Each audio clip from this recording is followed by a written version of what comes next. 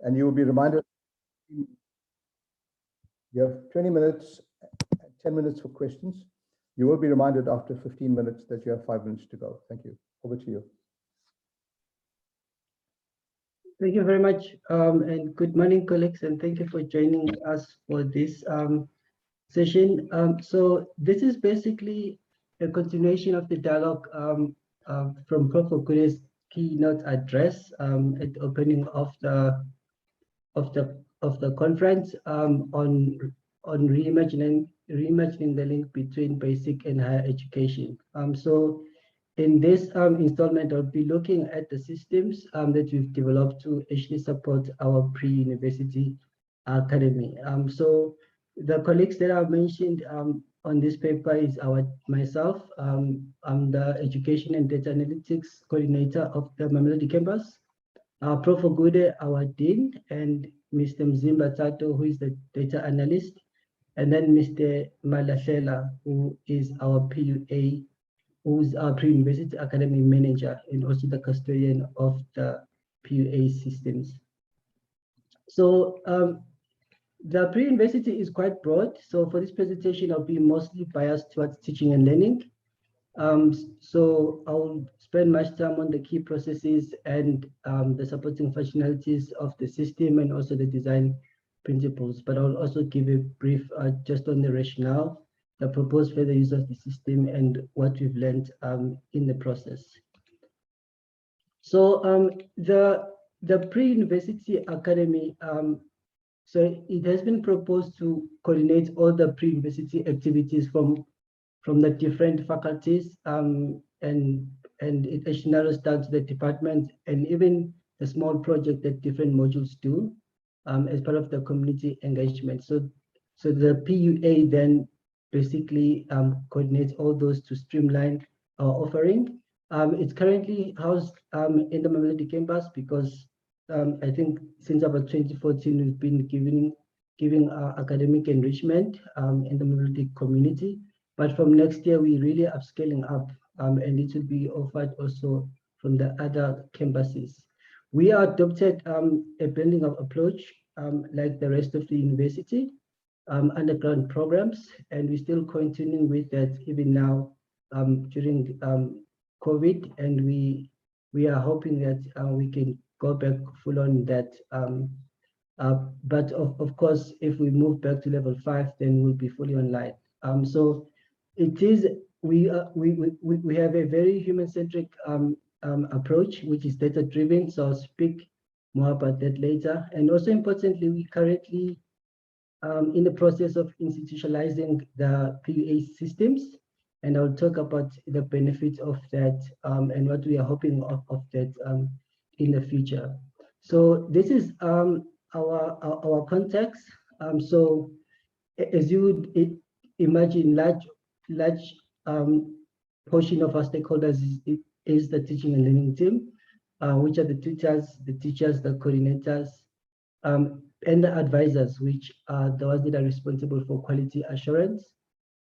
And then we've got the management team, which is led by Mr. Malahlela, and of course our dean is part of that. And then our external stakeholders, we've got a collaborative in the Mamelodi community, but I just want to touch on the main ones that we've been dealing with in the past years, which are the schools through the Tshwane South district. So we've developed a dashboard for them as well to see how the learners from their schools are actually benefiting from our programs. Then when we're looking at the rationale for the system, so the short answer to the rationale is basically that the systems need to support the pre-university academy processes, and there's actually a lot of them. So there's a lot of decision making that has to take place, and in the long term, we then need to start monitoring and evaluating the program, which is very key to ensure its success, but also the data that comes with all the operations also supports our research, but also the systems also are actually used to coordinate that research data and to make it to be accessible. So that actually makes sure that all of our data is basically integrated.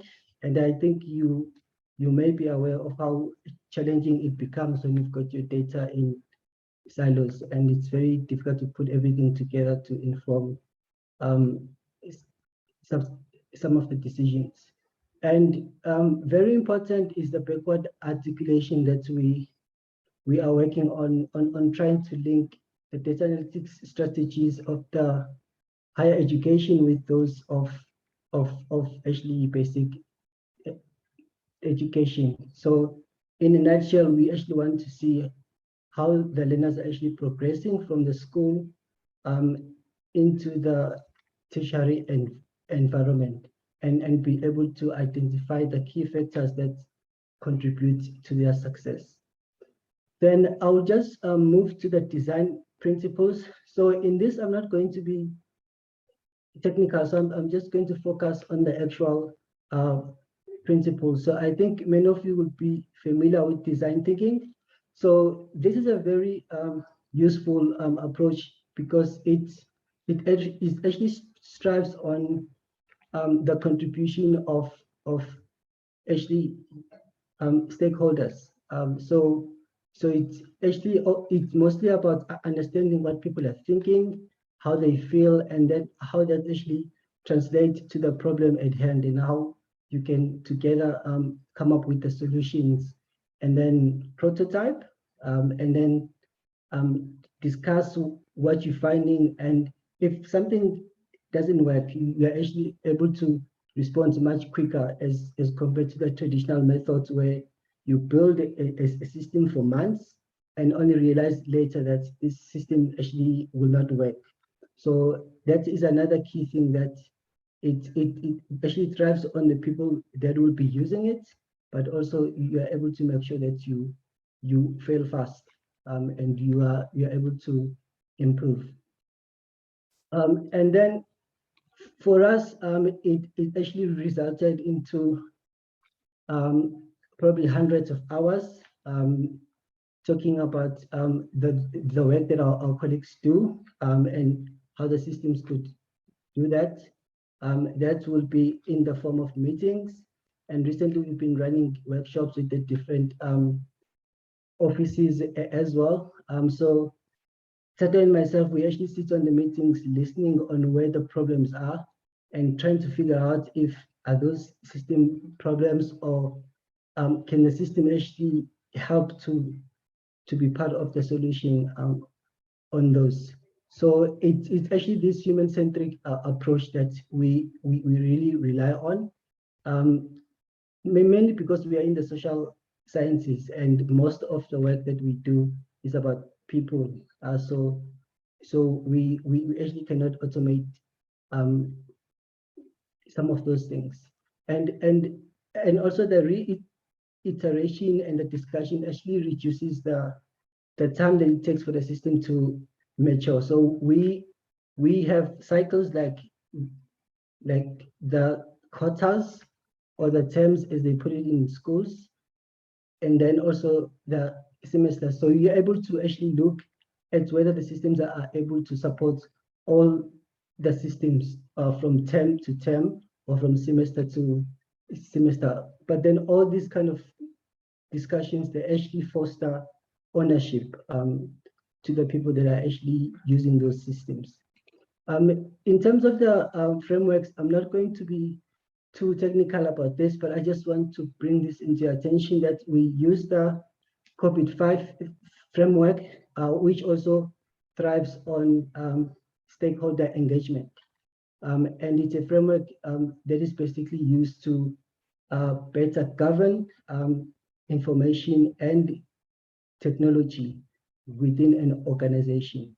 And it also looks from end to end. So it's not really about digitizing everything, but it's looking at how can technology be used to support some of the processes. And also it actually looks at data as an asset. The ROM approach, I think many of you are familiar with. It is largely used for policy making. Also, it's really about talking to the stakeholders also. So it actually complements our design thinking approach also. And then when it comes to information governance, so this is one of the things that the COVID-5 framework actually says, that one needs to differentiate between the management of the systems and also the governance of it. So UP launched the IGAP program in 2019. We've been using it really to make sure that not only we comply, but there are 4 underlying policies that we've been using to really create a culture of what we call data fluency, where people are actually able to better understand the data they're working with, understand the systems, but also understand the legal component of it, so that they do their work much, much better. I'm not going to go through this busy diagram here, but basically it's just a schema of how our system right here, which is the community engagement tracking system, actually linked or proposed to link with the university systems at the moment. So the key processes that I'm going to look at is recruitment and remuneration, and then teaching and learning. So these are some of the processes that are involved in the recruitment stage, where we use the previous data to advertise to schools, and then after that run applications, which normally start online, but because of resources, so we then have to open our campuses for those that do not have devices or data to then come to apply on our campus. And then a really rigorous process of cleaning the data, and then selecting the learners based on our criteria. Then from there, it's basically the registrations and enrolling them to Blackboard, which we call ClickUp at the University of Pretoria. This is a dedicated dashboard that is used to look at the applications, clean up the data, and select the learners that actually qualified. And then this data is fed into the PUA management dashboard, where they can look at the cohort and look at the attributes, and from there they're able to make much of the decisions about how teaching will actually look like, and what kind of interventions are actually needed, especially based on the performance of the learners on the previous year. Then when it comes to remuneration, so our tutors, we've got tutors that are paid, and those that join us from their credit-bearing modules, and they need to do community service. So those that are paid, they've got their dedicated dashboard, which they also use to capture attendance. And so they capture their hours there, and they come to the PUA management dashboard, which is used to track community service hours, and also for budget processes. Then when it comes to teaching and learning, this is just an overview that there's a rigorous process also of quality assurance that actually goes through with the teaching and learning. So with the quality assurance, so we look at the lesson plans. So the teachers do their lesson plans, and then after that, the coordinators and the advisors have to approve that before they start to put the content on Blackboard. And also there are observations on site by the coordinators and advisors. And also teachers are also evaluated by the learners, which is very, very important. It's something that the learners do not do at school. So it is part of them preparing for university, because this is a common practice at the University of Pretoria as well. And then the courses on ClickUp are then evaluated by Education Innovation. So we've got an instructional design, a designer that is assigned to us, and then gives us feedback on how the content is actually presented there. So this is right, thanks. So this is the diagram, sorry, this is a screenshot of one of the submissions of the lesson plans. So the teacher will submit, and what you see here is basically the feedback from the coordinators and also the advisors. And then this is an example of the survey that the learners will do to give feedback on the courses that they are doing. Then with the learning analytics, that's the information that comes from Blackboard. So let me just go through the dashboard itself. So the course items, everything they put on ClickUp, we actually pull and put on the teacher dashboard for them to be able to monitor here on how many learners are actually engaging with the content. And then you can see that our learners are barely accessing the content via ClickUp, via their mobile devices. They normally rely on campus access. And then this is the course access, where the teacher could just check how the learners are actually accessing their course, and also whether they're accessing with mobile devices or not. This is grade center, the marks which we pull and then we analyze, and then the teacher could just search for individual assessments, and it will show here how the learners actually performed. And then with attendance, it's one of the big things. So the campus one is actually managed like this. So the coordinator will just pull out the class list, which comes in a PDF format like this, which they print, and the learners will actually sign here. And then the tutors are the ones that capture the attendance, which feed in the real time. So any of the management team on a Saturday while they're having coffee, they could just see how the attendance is actually coming through. And then when it comes to what we've learned,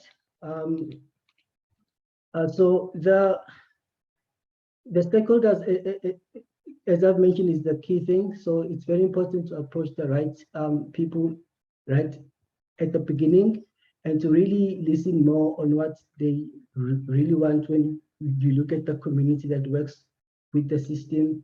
And communication is important. Hence, we've got these two approaches, which is the design thinking and also the ROM approach. And also, you just need to communicate the innovation. So we presented the systems in different committees at the university, and now we are sharing this with you. So, and also just to continue to try to improve based on the feedback that you are getting, so that you don't really spend much time with things that do not work. So that's why I'm reiterating is really, really important. So as I've said before, with systems, you really need to go beyond compliance. So you need to create a really good culture where people embrace data and the use of data, but also they understand the importance of also compliance. Poppy is here, and I think a lot of people are nervous, and having this kind of discussion about data is really key. So I'll just close with these last two. So what we are proposing or hoping that could be achieved through the system is that it could support the management of the ECPs post the first year of the extended programming on mobility campus, but also if the PUA systems could be used to develop institutional tools. But externally, we are hoping for other universities that have adopted the NCA strategy, that they could we could have a dialogue and see how they could also use that tool to actually manage their programs, but also the same with the organization and the corporates that are actually involved in the teaching and learning. So I think I'll just end with this, and thank you for joining us. So this is the team. You can just drop us an email here if you want to discuss other things. But I think if there's time, we could take some questions. Thank you.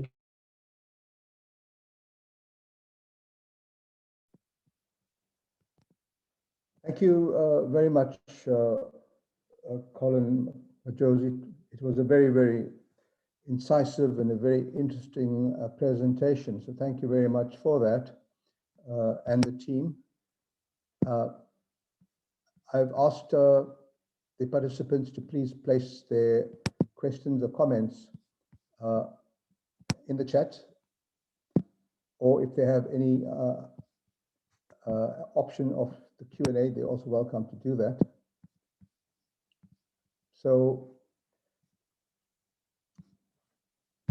if I could start from the chair, could you tell me when did this program start? When did it start, and is there a time frame on how long it will actually run for?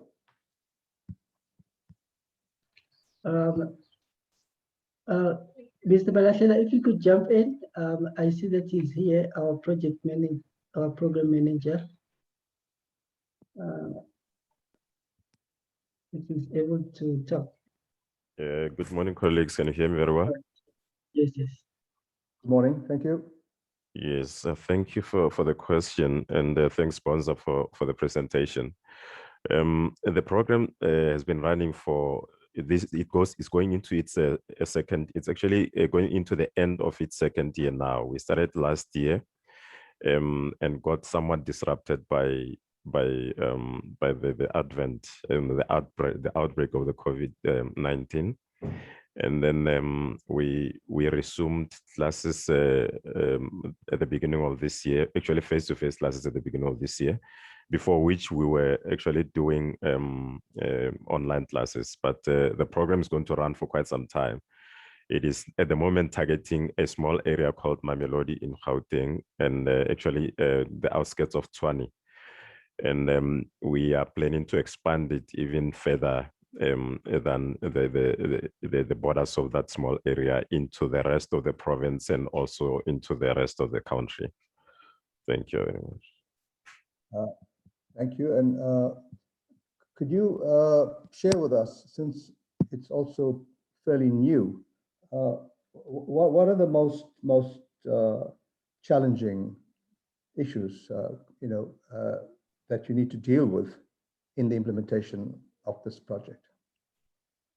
It's still early days, but is there anything you would like to share with us? What were the main challenges facing your team? Yes, definitely. I think from the top of my head, the fact that we're mostly at the moment targeting quintals 1 and 2 schools, actually between quintal 1 and 3 schools in the Mamelodi area. The biggest problem that we have experienced was access to data as well as access to electronic gadgets when we have to use the online mode of teaching and learning. As Mr. Majozi indicated in his presentation, that from the data analytics system, we are able to see that learners do not necessarily use remote gadgets to access the material on ClickUp or on Blackboard.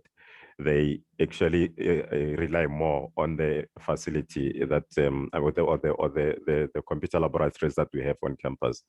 So that is a big issue that we're experiencing. And now with COVID-19 state worsening in the country and around the world, it would mean that we have to somewhat go online fully, which would then mean that because the learners do not necessarily have their own gadgets to access online platform for teaching and learning, we are going to have similar problems we've had last year when we were locked down to level 5. That we lost a lot of learners owing to not having electronic gadgets. But there are plans in the pipeline to actually try and get funding as we expand, because moving into 2022, we are going to have to make it fully blended, so that for whatever happens, which we actually do not know of, in line with this COVID-19, we will still be able to function. Thank you. Thank you very much. Thank you to the team. and my fellow coach is there as well, Prof. Ogude. So thank you very much. Well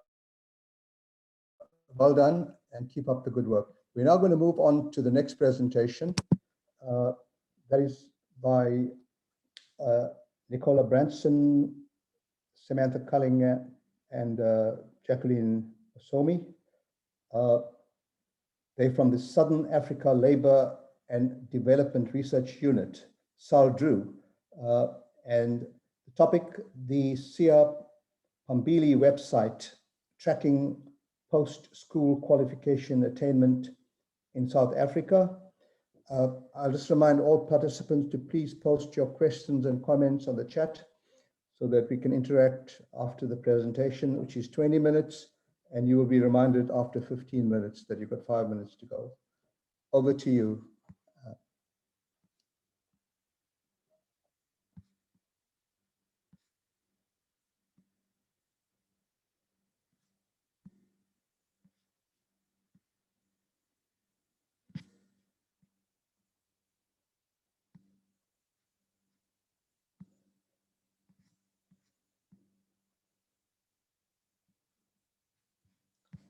Hello. Hi. Go ahead. Who's presenting? It's Jacqueline presenting. Okay, Jacqueline, go ahead. The floor is yours. You have 20 minutes to present. Thank you. Thank you.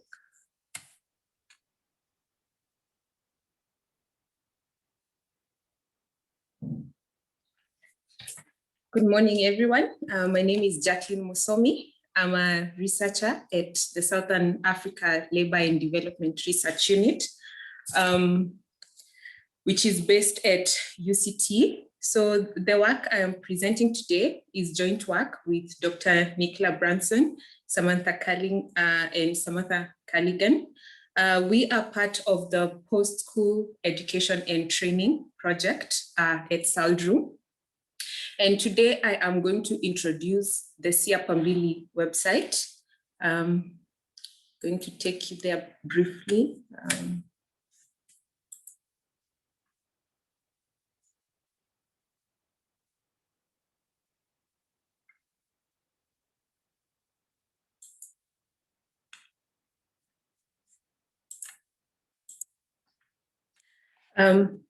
Okay, so are you still able to see my screen?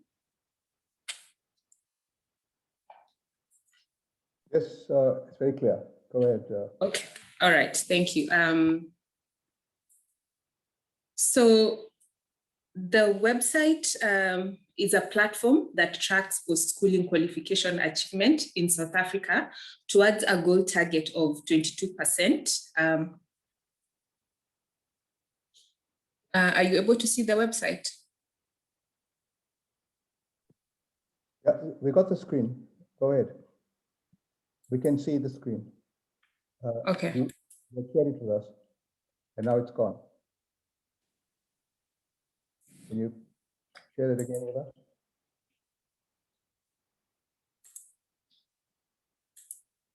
All right. So what you see is the Siyapambili website, which is basically a platform that tracks post-schooling qualification in South Africa towards a goal of 22% by 2030. So this website is a product of the post-school education group in SALDRU, and the project was inspired by A Stronger Lumina Foundation's A Stronger Nation, which tracks post-schooling qualifications in America towards a goal of 60% of Americans holding a post-school qualification. So this project was funded by the Kresge Foundation, and the motivation really is to share information about South Africa's qualifications and to track year-on-year qualifications towards this goal of 22%. Why is this important? This is because we believe that an increase in the share of the population that holds a post-school qualification has an important role in reducing poverty and inequality in South Africa, which are really the main problems that plague our country. So in 1994, only 7% of South Africans aged between 15 and 65 years old held a post-school qualification. This has gradually increased over time, and by 2020, we were at 14%. This is a doubling over this period. However, it is important to note that this is still a very small proportion of the population. So what we know about our country is that there are very high returns to post-school qualifications. And part of the reason why we have these very high returns to post-school qualifications, even looking at the world standard, it's because a very small population of South Africans hold these qualifications, which then means that there is skill scarcity, and therefore the few that have these qualifications earn so much higher than other in the less skilled population, and therefore this fuels the high inequality that our country is plagued with.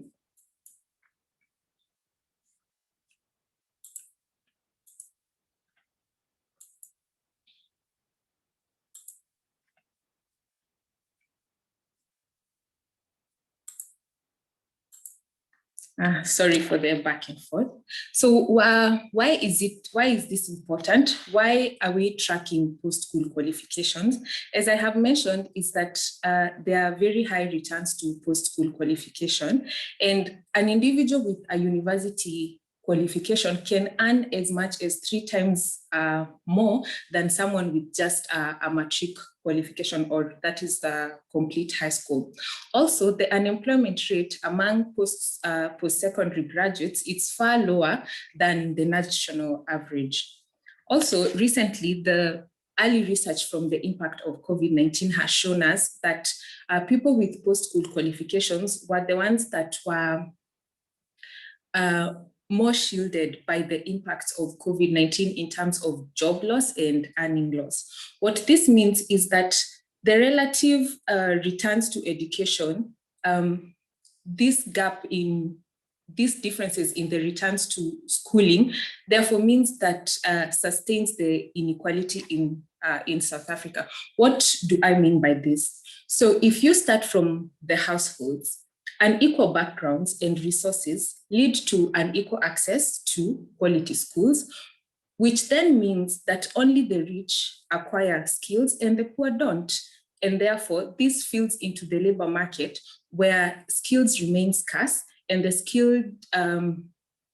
skilled jobs receive much higher returns, which creates this gap in the population, which then continues to field the high income inequality, and the cycle continues. What we hope for and our motivation is that we move to a corrective action where we move to this virtuous cycle where resources are more equitable in the population, and therefore each student has an equal chance of accessing quality education, and therefore equal opportunity of acquiring skills.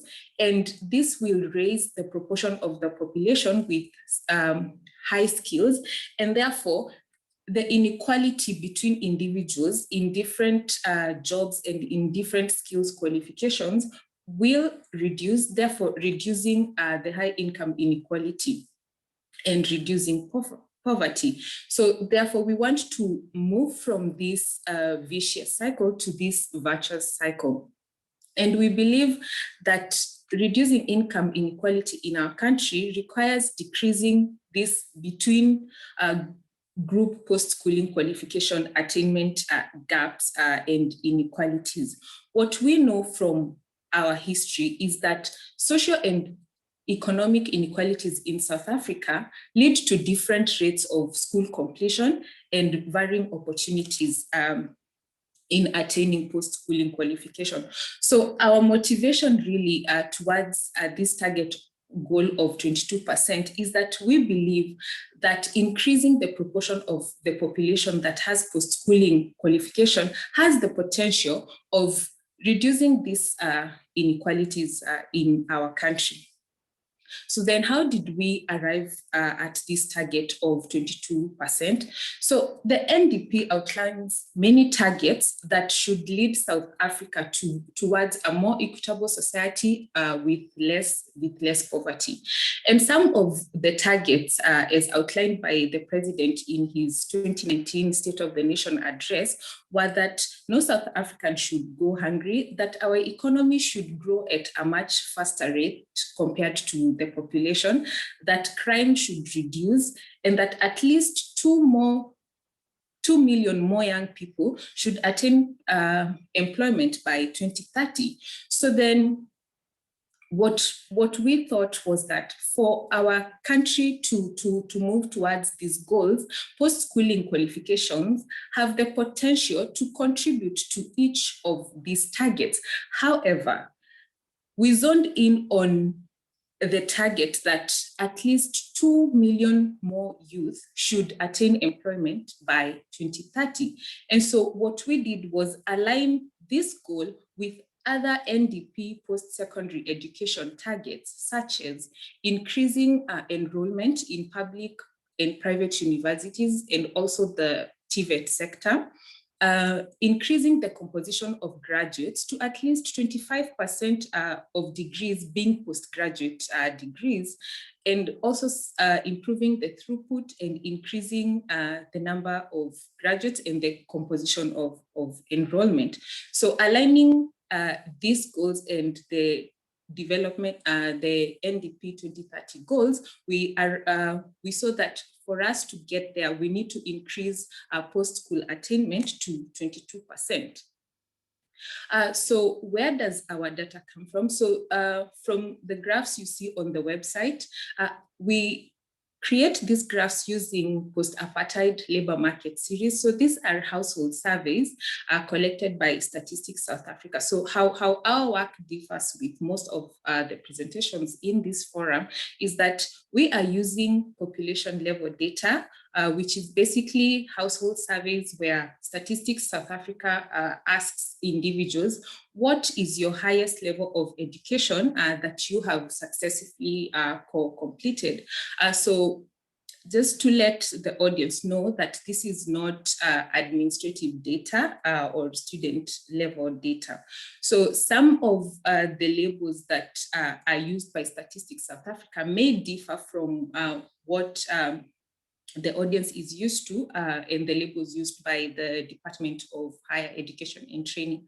But what we have tried to do is align the labels used by DHET and the labels used by Statistics South Africa and use the National Qualification Framework, which ranges from 1 to 10.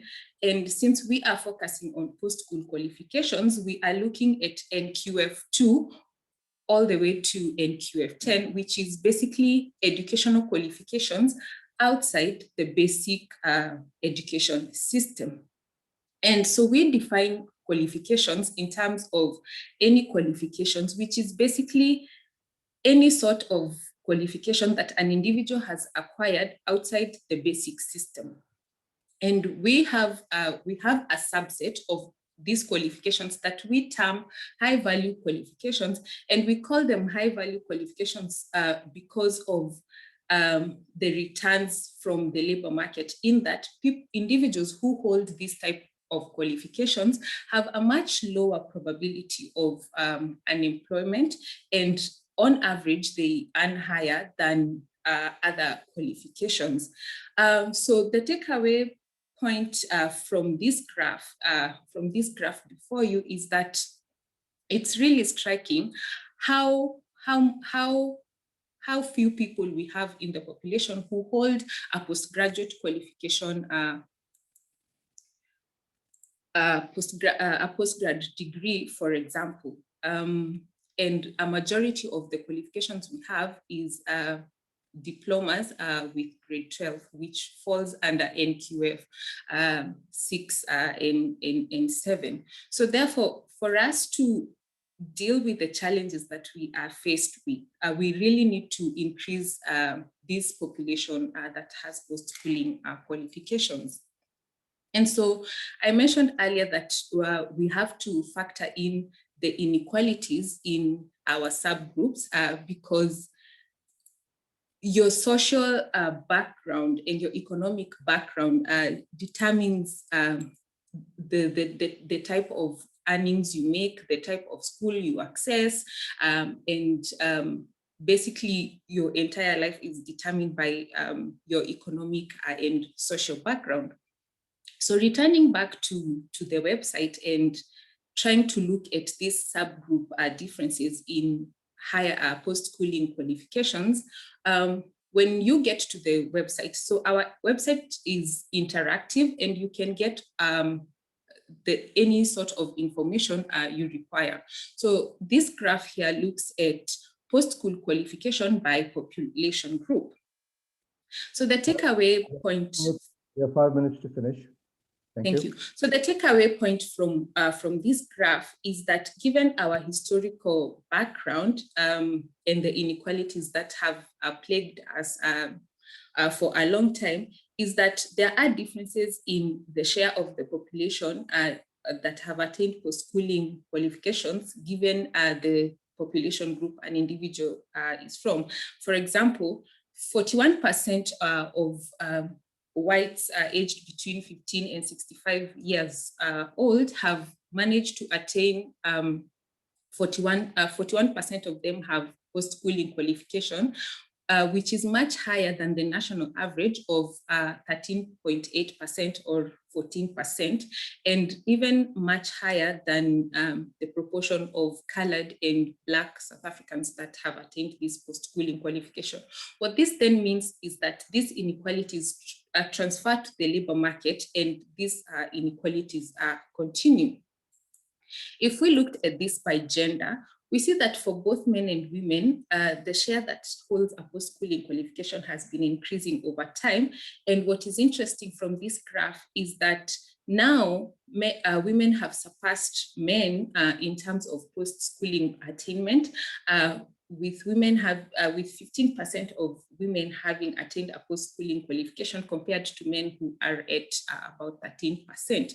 What is strange is that this has, unlike the population group graph, this female advantage has not translated into the labor market. And the puzzle then is why these inequalities are still persisting and why are men lagging behind in terms of post-schooling qualification.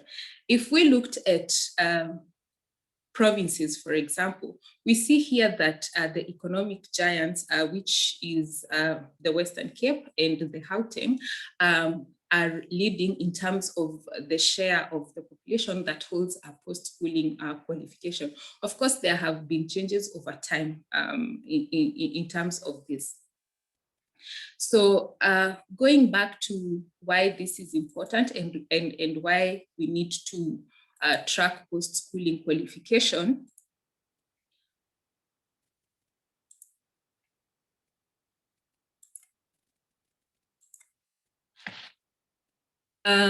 This graph shows earnings in the labor market according to the post-schooling level that someone has attained, and we look at it by gender. And what we see is that someone who has 12 years of education compared to someone else who has a postgrad qualification, there are really major differences in terms of earnings.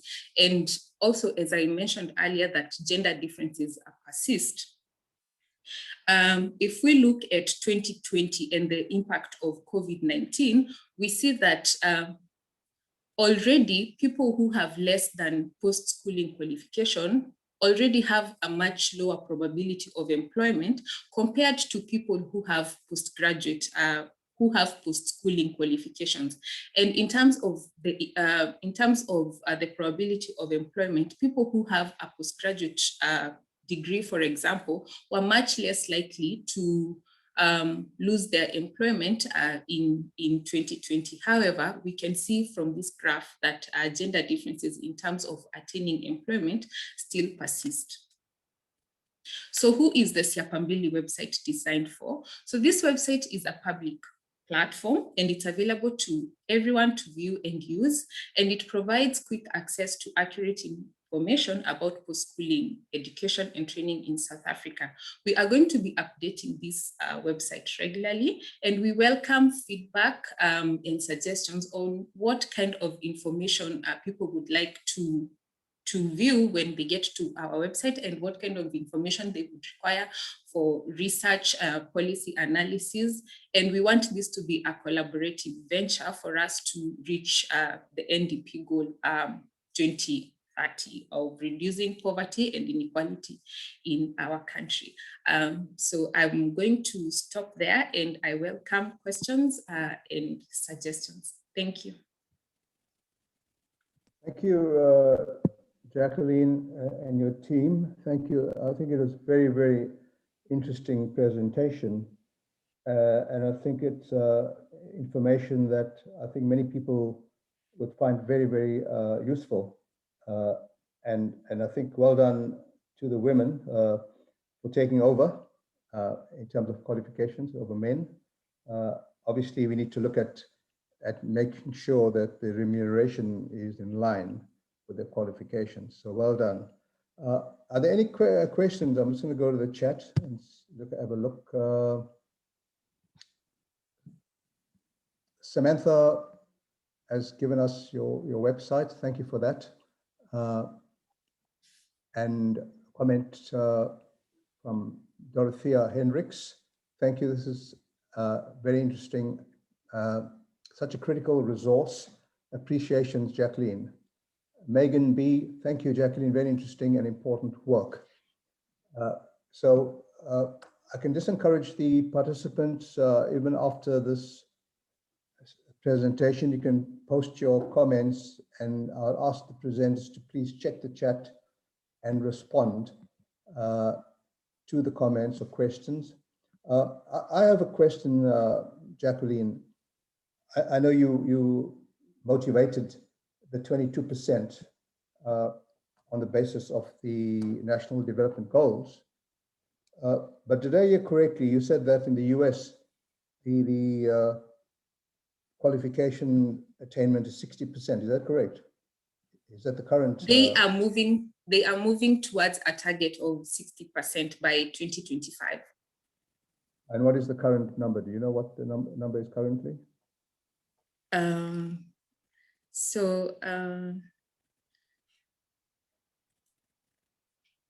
No, I would lie if I tried to provide you a number right now, but yeah, no, I will not try and guess. It's in my mind, but I'm not confident to put it out right now.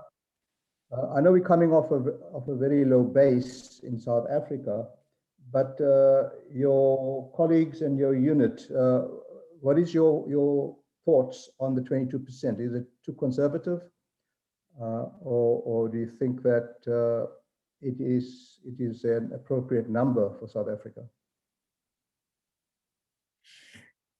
So that's a good question.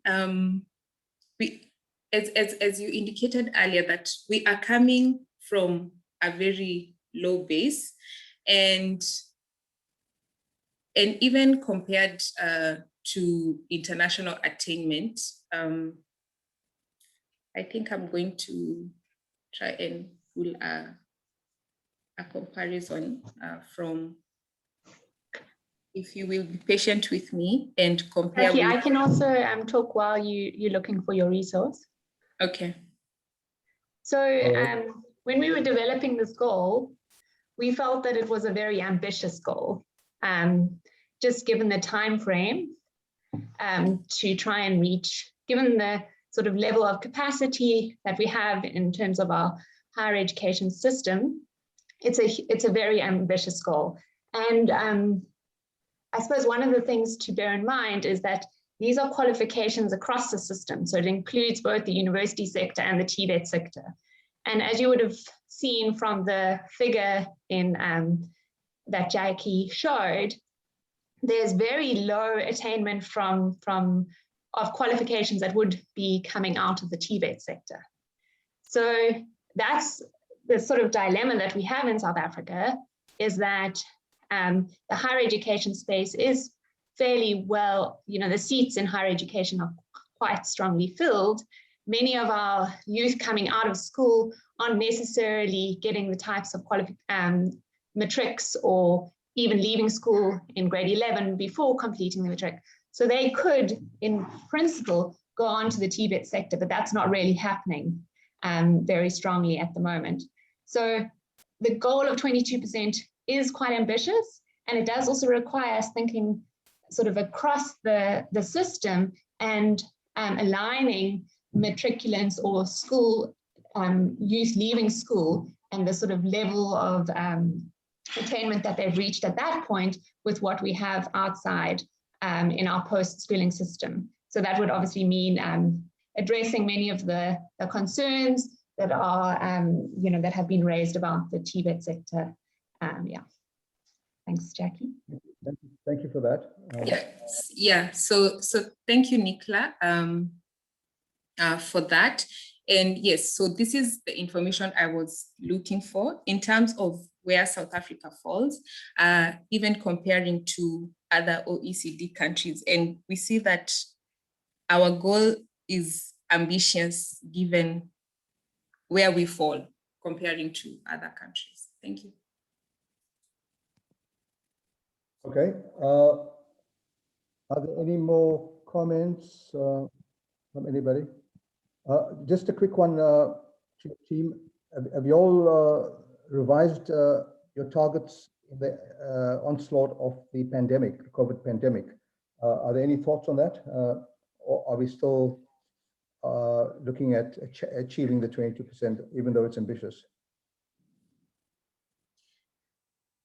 So we have not revised our 22% goal, given what we know now with the COVID pandemic. However, we still feel that even if our goal is ambitious, we still need to move towards it, given that we have a very small proportion of South Africans with these post-schooling qualifications. And what COVID has shown us, people with post-schooling qualifications were the ones who could work from home, were the ones who retained their earnings, were the ones who still remained with an earning capacity. So we cannot afford to revise this goal downwards. We can only revise it upwards, given what we know about the state of inequality and poverty that we are struggling to combat. Thank you. Thank you very much to the team, and Nicola, good to meet you again. Well done, and keep up the good work. We're now going to move on to the next presentation, which is the last one, from Nelson Mandela University. We have Joakim, Malm, Julie Collins, Carl Nell, Liesl Smith, William Carey, Heather Miller, Kimm, Khagram, and Melissa Zaccagnini. The topic is transferable skills gained by student leaders in international SI Pass programs. Over to you, team, and you've got 20 minutes. You'll be reminded after 15 minutes. Please go ahead. Thank you very much. Today joining me will be Joakim Malm from the University of Lund in Sweden, and he will be co-presenting with me.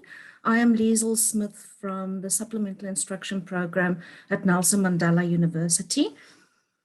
So we are going to talk to you about the transferable skills gained by student leaders in international SI Pass programs. And this was a joint effort by certified trainers, international certified trainers of the SI program around the world and at all the national centers. Right, so in terms of just an introduction to the study, SI supplemental instruction or peer-assisted study sessions, as it's called in some regions, is a peer learning program addressing retention and adjustment to higher education in challenging modules. And the benefits of SI Pass to attendees have been reported extensively. Most programs do extensive evaluation on how students that make use of their program do after they have joined the program and after they have attended the SI sessions. However, what is less known is the gains for the SI, what we call the SI Pass leaders, the student facilitators who facilitate these sessions. And even with the studies that are presently out there, the scope is limited. It's often limited just to one institution, looking at how their leaders are faring after they have been involved in the program and what gains they had. And so we wanted to look at something a little bit broader to see if this is transferable across regions, across continents, and across programs running in different academic settings. So just to set the scene a little bit, I would like to ask a question of the delegates attending here now.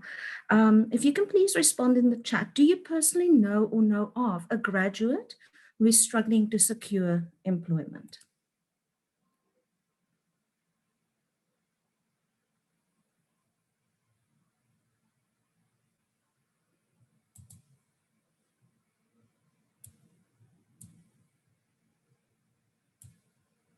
And here is where it gets interesting. For some reason, I cannot see the chat. Joakim, can you give me an indication? Do we have any yeses in the chat? Yes, there are 1, 2, 3, 4, and counting. 5. There's 4, definitely 4. And Yeah. I'm sure you. Okay. Okay, thank you very much. So as you can see, even just with a small group of us with 20 participants here, and I didn't comment in the chat, I personally know a handful of students, and just with our small group of people here, we are aware of people who have qualifications and who cannot secure employment. And this is a message that is perpetuated to our graduates through the media, through publications. It's messages that's out there internationally, countries with the most unemployed graduates, and disconnect between jobs and the skills that our students gain. And so we are reminded of Dylan Young's work in 2016, where he published the case for an integrated approach to transition programs at South African higher education institutions, and where he said students need to develop as whole individuals for life beyond the university, learning how to become engaged citizens, responsible leaders, and thoughtful employees.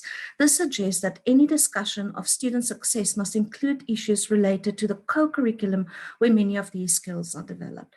And it's just a reminder that we cannot change the previous picture. It's outside of our control to change that picture for every single graduate going out there. But many of us have the privilege of working with a group of students. And maybe we can start by working with that group of students and see what we can do to help them to gain some of these skills. And so we wanted to see in the programs that we are working with, what are the students, these student facilitators gaining from being involved in the program. So in terms of the methodology, the SI Pass program at 3 universities was surveyed: Northwest University in South Africa, University of Missouri, Kansas City in the USA, where the International SI Center is, and the University of Lund in Sweden. And although we have a wide range of institutions involved in the project, the reason why only those 3 institutions were surveyed was that it was influenced by leader availability. We have different academic systems running different academic years. One lot leaders were finishing up when the others were starting. Ethical clearance was an issue at some institutions because the processes took longer, and different culture. And so what we decided to do is to go ahead with the 3 institutions that had ethics clearance, and because we felt it was representative of different academic cultures and different regions, having the USA, Europe, and South Africa represented. And so 2 surveys were developed. The survey to current SI Pass leaders about the skills they developed in SI, and we had 446 responses. And then a survey to SI Pass leader alumni about the use of these skills in their job after graduating from university, and we had 279 responses. The surveys focused both on quantitative and questions using numerical rated items. Those were analyzed using computing descriptive statistics using means and percentages. And then we had qualitative information obtained through open-ended questions, and those were analyzed by a coding group that from 3 institutions that were not involved in the survey of the by 3 certified trainers from institutions not involved in the completion of the survey. I'm going to hand over to you, Joakim. Thank you, Liesl. I hope you hear me. It's a little bit far away from South Africa, so I'm talking here from Sweden in the northern part. Clear. Go ahead, please. Yeah.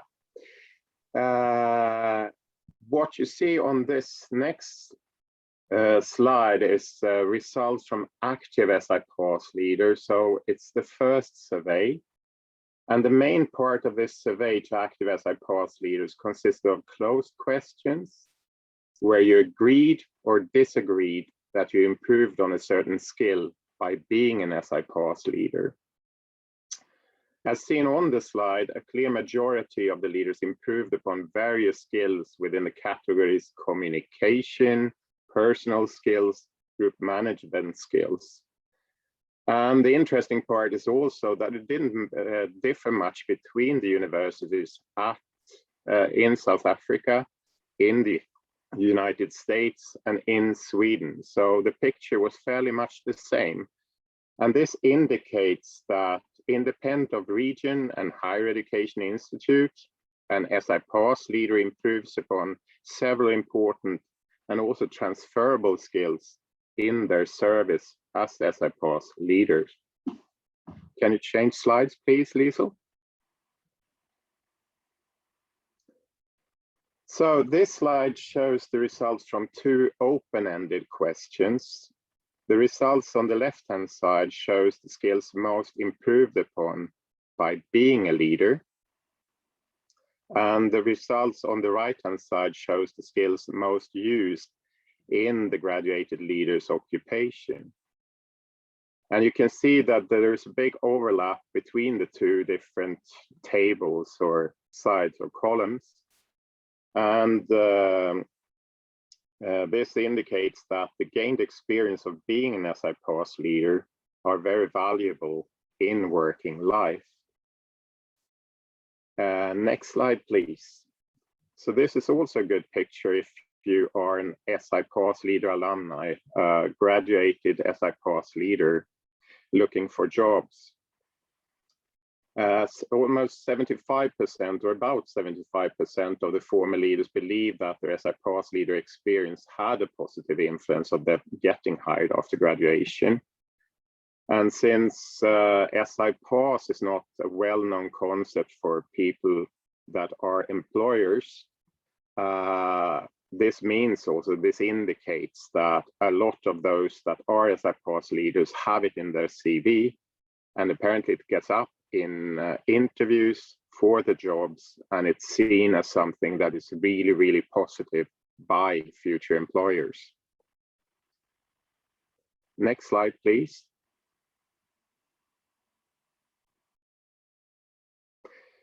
In your occupation, how much use have you had of the qualities developed as an SI Pass leader? So this gives you a picture of those skills that you gained or trained and improved upon as an SI Pass leader in your service. You really have good use of them later on. About 80% at least reported some use of the quality developed as an SI Pass leader in their job. So this is a really positive thing. And it also seems to indicate that it's a lot of transferable skills that are that you can use later on. Next slide, please. This shows some examples of comments on the open-ended questions. And the question here is, which skills that you developed as an SI Pass leader have you used in your occupation, if any? And we have 5 responses here, which I will let you read on your own. So it's between 2 from South Africa, 1 from the States, and 2 from Sweden.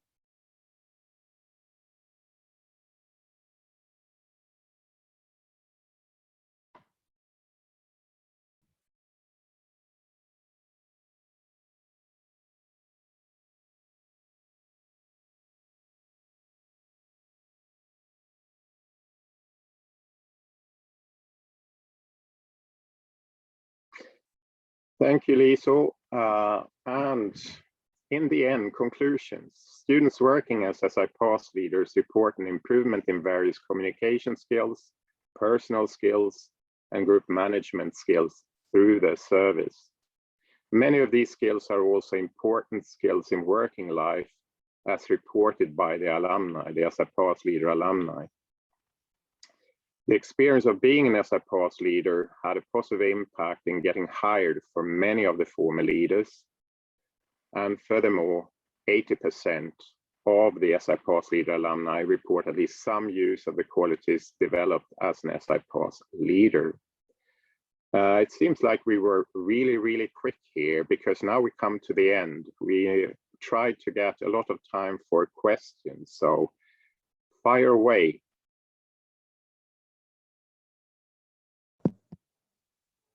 Okay, thank you, Liesl and Jock, for that, and from quite afar for sharing with us. Thank you very much for that. Much appreciated, and good luck to Sweden in the Euro 2020. Okay, welcome. Colleagues, we have quite a bit of time for questions, and if we could please post them. If I could ask a question from the chair. Firstly, thank you very much for very good presentation. I'm glad to see that SI is very much alive and moving on. I think we've also had SI at UDW and UKZN in South Africa. So I am aware of its benefits. Just a question from the leaders that were surveyed, and we're looking at skills that they benefited from being these leaders: communication, personal, group management skills. Were they given any training in these three areas before they assumed those positions as SI leaders? Will, we have a third colleague with us, so a bit of variation in the voices. Will, would you like to answer that? Yeah, I'd be glad to. So for people who are aware of the SI program, there is a really comprehensive training for leaders that not only takes place before they start out in their leader role, but is also ongoing throughout their time as being a leader. So whether that's a leader just for a single module, for a single course, maybe for 3 months or so, or for maybe more than 2 years, 2 or 3 years, we can have some leaders returning year after year. There's comprehensive facilitator training, which would cover a number of those areas that you mentioned, and how to manage groups, how to respond, how to adapt key facilitation techniques. So that notion of wait time, of pausing between responses, of different ways to help check for understanding, to ask appropriate questions, ask deep questions of the group.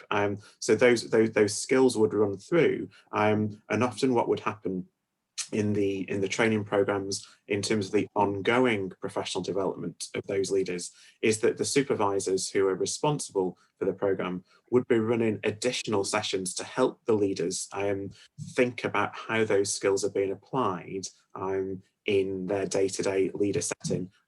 In some cases, certainly in the UK and in Ireland, it will be quite common for leaders to have additional skills sessions being run by key support colleagues. So that might be bringing colleagues in from the library or from the careers service or from a learning development service to help equip the leaders to do that role. And therefore it's perhaps not surprising that those skills continue through, and we see them manifest both in the skills that the leaders see themselves develop during the time, and then the application of those skills when they're in the graduate workforce. Thank you very much for that. I'm looking at the chat to see if there's any further comments. There we go. A question: are these students in leadership positions on campus? From Matete Madiba. Would anybody on the team like to do that? Liesl, would you like to answer that? I can answer that. So the SI leaders are students who are specifically selected because they have done well in the modules in which they are going to facilitate. Because SI is offered in challenging modules, historically difficult modules, maybe modules where students need extra time on task to discuss the work with their peers. The SI leaders need to be somebody who have passed that course well. They need to be somebody who have not only achieved high academics in the course, but to also understand how the course works. And so we call them SI leaders because it is a leadership role, but they do facilitation. And these SI leaders are in some cases appointed. So I can answer for South Africa predominantly, we appoint them in positions. So they get a paid student position to facilitate these sessions. I know in the UK, the situation is different. I don't know if we'll want to expand, but University of Manchester makes use only of volunteer facilitators for their PASS program. Joakim, can you, just before I hand over to Will, do you also pay your SI leaders? Yeah, it's the same in Sweden. We also pay our leaders, and normally it's one leader that has a session. And I think that differs a bit in the UK normally. So Will. Yeah. Thanks, Joakim. Thanks, Liesl. Yep. So in the UK, it is more common that the leaders would work in pairs. And it is more common that the leaders would undertake it as a volunteering role, although that's not the case in every institution. Of course, it depends on local culture and local requirements. I think the interesting thing, whether it's a paid position or a volunteer position, I would still agree with Liesl that the leaders are appointed into that role. There is a selection process, there is a recruitment process, and there's an equipping process that goes on there. So whilst some cases they may be paid or they may not be paid, it would still be seen as a leadership role. And indeed, in many institutions, they would be having additional university-wide programs that acknowledge leadership in action. And so often the roles such as SI Pass leaders would appear on a student's transcript when they graduate, to acknowledge that they have undertaken successfully this leadership role. And not surprisingly, they are students who often are those who we would be working with in other spaces as well. They are taking on, they see themselves as empowering leaders. They adopt a distributed leadership approach, and it is a really, it's wonderful actually to see them partnering with staff colleagues on campus to improve the wider campus experience as well as the activities in the sessions themselves. Thank you very much for that. If I could ask, in South Africa, Liesl, the funding for this program is often associated with soft money rather than the budget of the institution. And the question is, how many universities in South Africa are taking this, with a degree of commitment and intention, to make sure that it continues in their universities? You have any idea? I can take a stab at this one, but the interesting thing is the moment you start talking about money and where does the money for your programs come from, people tend to treat it like a secret a little bit. I don't know if that's just in SI or whether other people experience that in other programs. So what I do know is I can think of at least 2 institutions that do fund SI from significant amounts of their council funding. And then the majority of the institutions, you are correct, the majority of the institutions fund the SI program from the UCDG funding. If you notice the UCDG outline for the previous round, 2018 to 2020, you will notice that SI is specifically mentioned. In the past, it was just everything was lumped together under tutoring or mentoring. And you will notice that SI is now specifically mentioned in the UCDG outline. That allows institutions to apply for SI money specifically. So it doesn't, to a certain extent, it doesn't have to fight anymore with tutoring and mentoring for a portion of the funding. Your institution may submit a budget for SI's funding specifically. And our institution definitely does that. There is an allocated budget for SI from the UCDG. There is also a small supplementary portion from council funding at our institution. But you are absolutely correct that many institutions are funding this from soft funding options. I think it's because it's easier, because it's easy to prove the value of the program. It's easy to prove a track record, and therefore it's easy to obtain the other sources of funding if you can put proof on the table that your program is doing well. Well, thank you very much for that. I'm looking in the chat if there are any further questions. Maybe if I may, one last one from my side.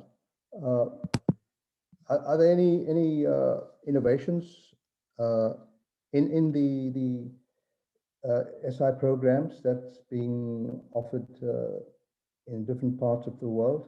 Is there anything that is currently trending that we should be alerted to? Or is it pretty much a program that's tried and tested and it's ongoing? Joakim, do you want to share what you're doing in the European Centre at the moment? Yeah, I think Will and I can probably do that a bit. So it's been a bit of a challenge for the last year and a half due to the COVID situation. And we, for instance, moved the training of supervisors to an online version, as well as developed a number of advanced trainings for supervisors. We also developed an app for the SI Pass leaders, so they can have some active learning strategies in their phone. And that can be to process, for instance, course material in basically any subject. And also some hints on how to manage some tricky situations, also some ways to structure a session. So that's some things we're doing. We're also having some informal coffee breaks together online, mostly to share experience and perhaps provide support to each other as well as supervisors. So that's something we're doing. Will, do you want to continue? Yeah, I might add maybe one thing in there. Joakim's helpfully talks to us about some of the innovations that are coming through from the supervisor level, so the delivery and the support of the program. And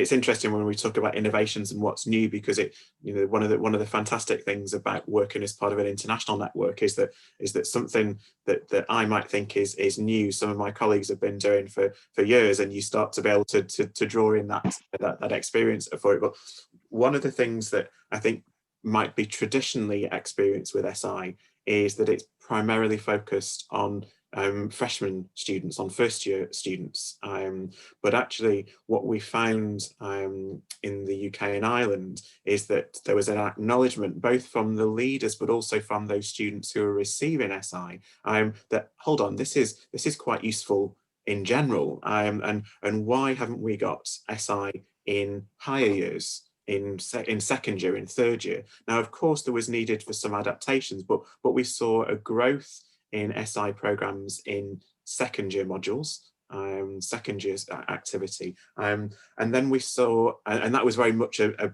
replication of the model there. So you would have SI Pass leaders from year 3 or year 4 coming in to facilitate the sessions.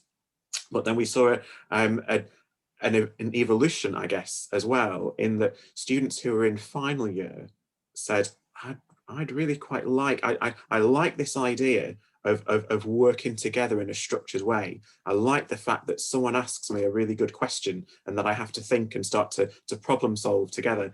And they actually, as a group emerged from a group of experienced leaders, and they decided that they would run some third year, final year discussion groups that became reading groups. So each of the students who committed to attend those sessions, it was all immediate peers. There was no, it wasn't the near peer relationship that you would see in a traditional SI program, but they were all immediate peers, and they'd each take responsibility for 1 week, and that they would apply some of those active learning facilitative principles into that level of group study. And they'd each bring a journal article, or they'd bring a chapter of a book, or some notes that they were working through. And together they would work through using some of the techniques that they had learnt as SI leaders, but applying them in their own immediate study settings. And I think that's where that sort of that handover of power, that responsibility that we can see in our leaders, they take and run with those things and apply it in different ways. Hey, Joakim. Yeah, a number of other areas as well where we sort of developed SI or SI PAS is also having it, for instance, at master's programs, international master's programs. Because I think it's the same independent on where you are. If you have international students coming to your campus, they're not aware of how to study in that particular country or at that particular campus. And we have some crazy ideas about open book exams and 5-hour exams, which is not that common in other countries. So it's quite good to be aware of that, and also how you're referencing, how you're writing an essay, and so forth. Another quite interesting thing is also that we're using SI PAS to build a connection between high school or upper secondary school to higher education. So we have students going from university to high schools having SI PAS sessions, and partly it's to process course material in a different way, but partly it's also to allow the pupils to ask questions about how is it to study at a university or a university college, to perhaps lower the hesitance of applying for a higher education institute. Liesl, would you like to add something? Before you do, there's one last question, and we have about a minute, so I'm going to ask the question, and I wonder if you can quickly give a response. Do they receive any psychosocial development beyond facilitation and communication skills? Any response to that, please? I can answer that one. So yes, they do. We spend quite a bit of time. It's not all just focused on communication skills and facilitation skills and the organizational skills they need to do the job. We constantly are reminded that we're all human beings and they work with human beings, and you cannot ignore the personal side. So during SI training, we spend quite a bit of time with them, making them aware that this is about holistic. This is about holistic development. Every student that comes into your session comes in with a personal set of skills and maybe a personal set of challenges that will have an impact on that student's learning. So yes, there's some sensitizing around it, especially in the South African context. We spend a lot of time with them on diversity training, sensitizing them to diversity. And I'm not referring only, when I talk about diversity, to cultural diversity, but diversity of learning styles, diversity of languages, diversity of backgrounds where our students are coming from. And so we train them to be aware of this. We train them to be able to identify these issues or to be open to discussions if students want to do it. But I think it's also important that we note that most of us running the SI program have other support systems in place at our campuses, and we don't want to double up. Our SI leaders are not trained psychologists. Our SI leaders, they're students who have done well academically. They're students who are good facilitators. They're students who have received training in that, but they are not professionals. And so we always say to them, if you identify the problem, please don't try and address it yourself. The way they would address it is by referring to the necessary institutional systems that can help them, be that student counseling, be it financial aid, be it whatever the student have their problem with. However, the role they can play is to encourage the student to go. They can go with the student to make the appointment. They can go with the student to financial aid especially if it's a first-year student that's nervous. They can offer to go with them. They can offer to help them make the appointment. But at the end of the day, it's about empowering that student to take that next step and to solve their own problem, but being aware of it at the same time. I feel like I'm repeating myself, so I'm going to stop here. Thank you, team, for the great presentation. I want to thank all the presenters. Well done, and for the participants. Thank you very much for the wonderful work you're doing. Enjoy the rest of the day. Thank you. Thank you. Thanks, now.